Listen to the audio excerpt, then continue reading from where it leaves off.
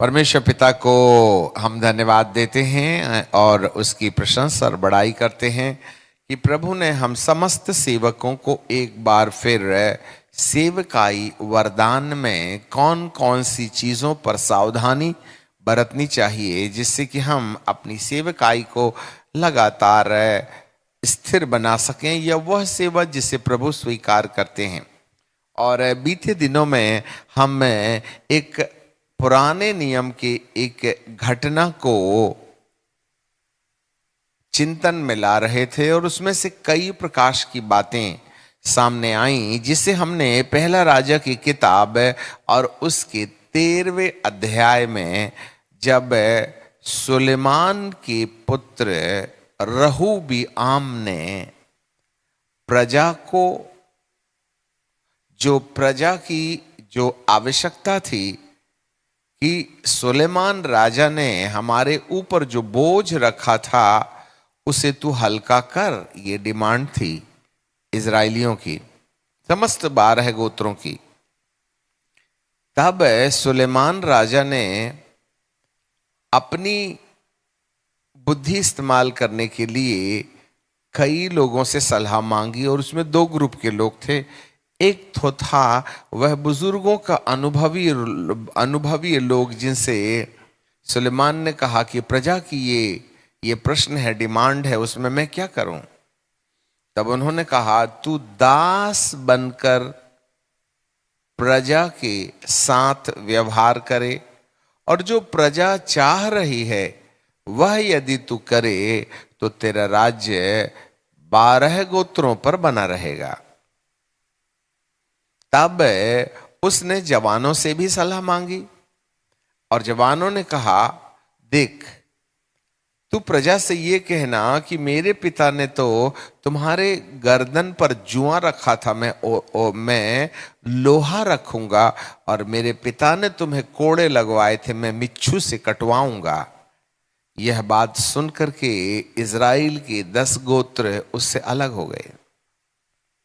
एक सेवक के लिए बुजुर्गों की, एक राजा के लिए, एक शासक के लिए बुजुर्गों की जो सलाह थी वह यह थी कि तू दास बन करके यदि सेवा देगा तो लोग तेरे साथ बने रहेंगे।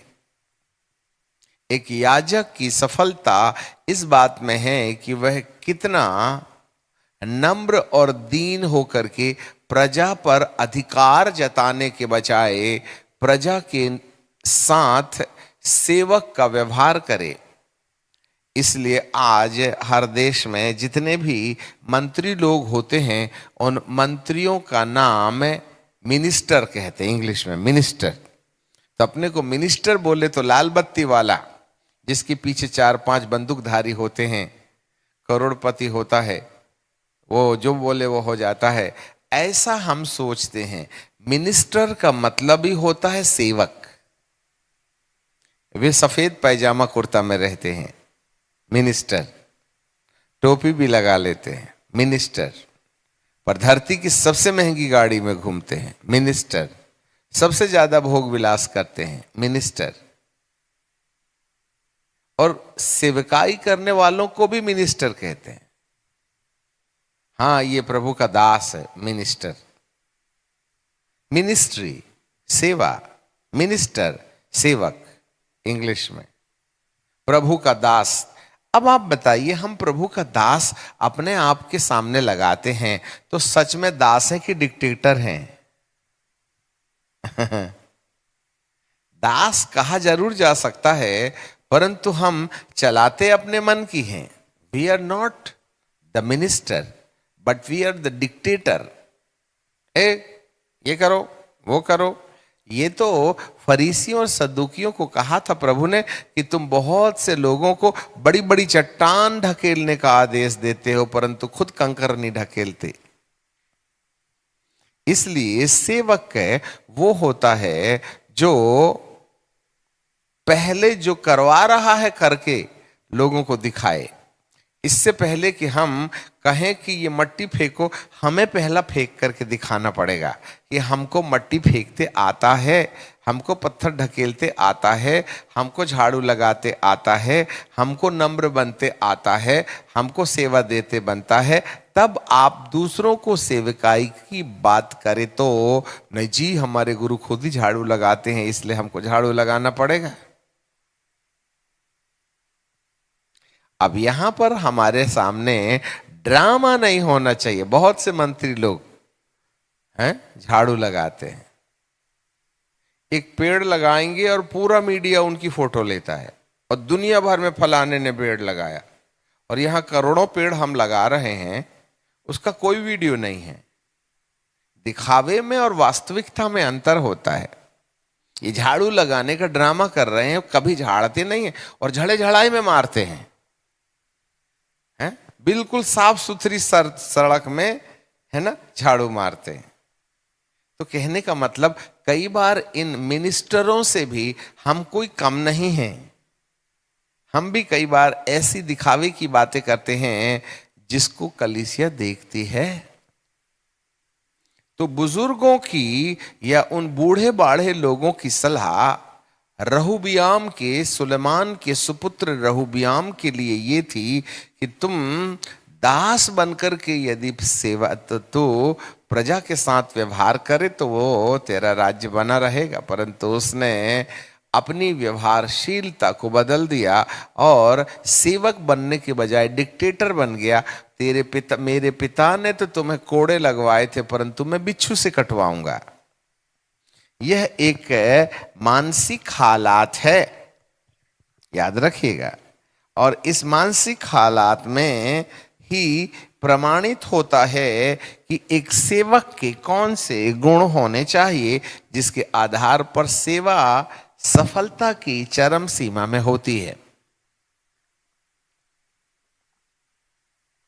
तो हम सबको इस बारे में सावधान रहना है। अब इज़राइल दो भाग में बदल गया, यहूदा और 10 गोत्र के लोग इज़राइली बन गए। कहने का मतलब यह है कि एक नम्रता पूर्वक व्यवहार हमारे लिए संगठन को संगठित करता है, परंतु हमारा जो रूढ़ व्यवहार है वह हमारी जनता से हमारा विच्छेद हो जाता है, या लोग से हम विभाजित हो जाते हैं, या बिटरनेस या टूटापन सामने आता है। इसलिए यहां सबसे आवश्यक बात है कि हम उन अनुभवी लोगों की सलाह को माने, उनकी काउंसलिंग को स्वीकार करें जो अनुभव से सेवा कर रहे हैं। हमें उनकी बात मानने से हम अपना शासन बेहतर रीति से चला सकते हैं। इसलिए हर एक सेवक को एक ऐसे सेवक के अधीन रहना चाहिए जो पढ़ा लिखा होने के कारण सेवक है, ऐसा नहीं, वरन उसने बहुत जंग जीते हैं। ऐसा व्यक्ति यदि तुम्हें तलवार चलाना सिखाए तो हम एक कुशल योद्धा बन सकते हैं। आज लोग थियोलॉजियन के पीछे जाते हैं, पावर वाले मिनिस्टर चाहिए, सामर्थ वाला, बोले वो बड़े बड़े काम करता उसका चेला हूं मैं।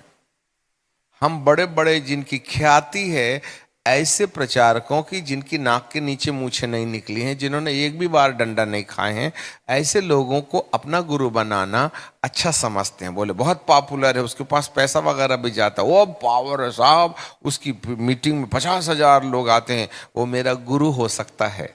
ना ना ना, एक बार की बात है, एक राजा को अपना महामंत्री चुनने का मन आया, तो उसने प्रजा को अनाउंस किया कि जो जो महामंत्री बनना चाहते हैं सब लोग इंटरव्यू में आओ। तो सारे जवान लोगों को बड़ा जोश आया, परंतु आपको हाफ पैंट पहन के बिना अपने बदन में कपड़े पहने बिना, अर्थात हाफ पैंट पहन के आना होगा। तो एक के बाद एक राजा के सामने लोग आते, आगे पीछे घूम करके अपनी मसल दिखाते और चले जाते।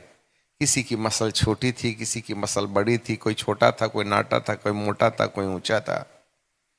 फिर एक बहुत हट्टा कट्टा युवक सामने आया, उसकी छाती ऐसे, बाप रे बाप, भुजाएं भी ऐसी थी जिसके बारे में कहा नहीं जा सकता था। सब लोगों ने कहा वाओ, महामंत्री होने के लायक यही है, इसकी छाती देखो, इसकी रान जांग देखो, इसके बाल देखो, सच हैंडसम गाय। तो राजा ने उसको ऐसे करके, सब अभी रिजल्ट नहीं खोला है।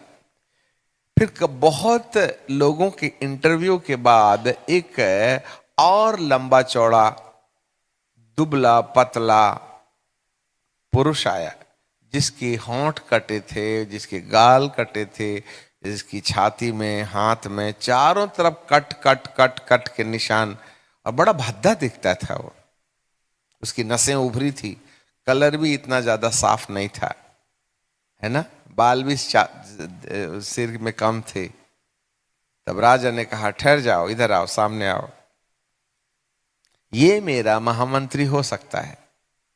तब प्रजा ने प्रश्न किया, इससे अच्छे सुंदर देखने में सुडौल ताकतवर शक्तिशाली जवान तेरे सामने से चले गए, तूने उन्हें योद्धा नहीं समझा, उन्हें महामंत्री नहीं चुना। आखिर ये जो देखने में ठीक नहीं, दुबला पतला कटे कटे फटे बदन है उसके, ये तेरा मंत्री कैसे हो सकता है? कम से कम आपके सामने खड़े रहने लायक कुछ तो खूबसूरत और हट्टा कट्टा दिखने वाला होना चाहिए ना, आपकी शान का सवाल है। उन्होंने बोला नहीं नहीं नहीं, मेरी शान का सवाल नहीं है, इसके मुंह में, इसकी गर्दन में, इसकी छाती में, उसकी पीठ में, उसकी बाहों में जो कटे के निशान हैं, ऐसा लगता है कि इसने बहुत तलवार खाए हैं, और इसकी तलवार के ये जो घाव हैं उससे पता चलता है कि इसने कई लड़ाइयां लड़ी हैं, और यदि वो जिंदा है तो मैं ये कह सकता हूं कि वह हर लड़ाई जीत करके यहां मेरे सामने खड़ा है। मुझे कोरी छाती वाले नहीं, कटे पिटे वाले बदन वाले चाहिए, जिन्होंने कई लड़ाइयां लड़ी हैं। और राजा ने उस व्यक्ति को चुना जिसके बदन इतने खूबसूरत नहीं थे, परंतु चाकू और तलवार के घाव से उसका शरीर भरा पड़ा था, जो इस बात का निशान लेके चल रहा है कि उसने कई लड़ाइयां लड़ी हैं। वही मेरा महामंत्री हो सकता है। आज बहुत से लोग कोरी छाती वालों के पीछे जाते हैं। वो बड़ा पावरफुल है, इतना नाम पुकारता है, 1 दर्जन भर, उसका चेला बनने में बड़ा मजा आएगा। उसके पास इतने 1000 लोग हैं, उसका चेला बनने में मजा आएगा। उसके पास इतना पैसा है, उसके पास उसका चेला बनने में मजा आएगा। इसलिए लोग बड़े बड़े सेवक को जो कल उदय हुए हैं उनको पिताश्री बनाने का प्रयास करते हैं। यही गलती रहूबियाम ने किया था कि उसने युवकों की सलाह मानी और उनसे ओतप्रोत होकर के प्रजा के सामने ये बात कहा कि मैं तुम्हें कोड़े लगवाऊंगा। शासक को किसी राज्य पर शासन करने के लिए डिक्टेटरशिप की नहीं, ऑफेंसिव और नकारात्मक और युद्धात्मक नहीं, वरन नम्र और दीन बनने की जरूरत है। और आपने कल खजूर का पर्व मनाया और उसमें आपने ये भी प्रचार किया और सुना होगा कि यीशु लादू के बच्चे के ऊपर बैठ करके यरूशलेम में प्रवेश किया था। देखो वह नम्र है। नम्रता, नम्रता मन की वह दशा है जहां पर हम किसी व्यक्ति के द्वारा कही गई बात को हम मान लेते हैं, उसमें हम अपना सिर नहीं लगाते हैं। किसी दूसरे की बात मानना अपने स्वाभिमान के विरुद्ध एक लड़ाई है। जो मैं चाहता हूं वह ना करके सामने वाला जो चाहता है उसको पूरा करने के लिए समर्पित हो जाना नम्रता होती है। और ऐसे ही परमेश्वर की बातें सुनकर के उसको मानने के लिए समर्पित हो जाने वाली दिमाग की क्षमता दीनता कहलाती है। दीनता, the meekness is the capacity of the mind where we submit to God and deny our own dignity and begin to obey God whatever He is saying to us to do. It's called the meekness. नम्रता अपनी इच्छा का दमन करना और परमेश्वर की बात मानना, दीनता। परंतु दूसरे ओर में जब अपनी इच्छा को तोड़ करके किसी मनुष्य की बात माने तो नम्रता। और जो नम्र है वो पृथ्वी का अधिकारी होगा, और जो दीन है वह परमेश्वर का अधिकारी होगा। Meekness and humbleness. लादू के बच्चे के ऊपर बैठ करके प्रभु ने अपनी नम्रता का परिचय दिया। रहूबियाम ने अपने दोस्तों की बात मानकर प्रजा के साथ सख्त रवैया अपनाने से अपनी प्रजा का टुकड़ा कर लिया। इसलिए हर सेवक को सेवकाई करने से पहले नम्रता का पाठ सीखना चाहिए। इसी की तैयारी में परमेश्वर ने मूसा को 40 साल मैदान में अपने ससुरे की भेड़ बकरियां चराने की ट्रेनिंग दी, जबकि वह मिस्र में लीडर था और अब यत्रो के घर में नौकर है। जो भौतिक नौकर हो सकता है वह आत्मिक नौकर हो सकता है। जो भौतिक रीति से अगुआ होता है वह आत्मिक रीति से कभी अपने अगुए होने का धन नहीं प्रकट कर सकता। No dictatorship. अपनी बुद्धि का इस्तेमाल करना हमारे लिए हार का विषय है।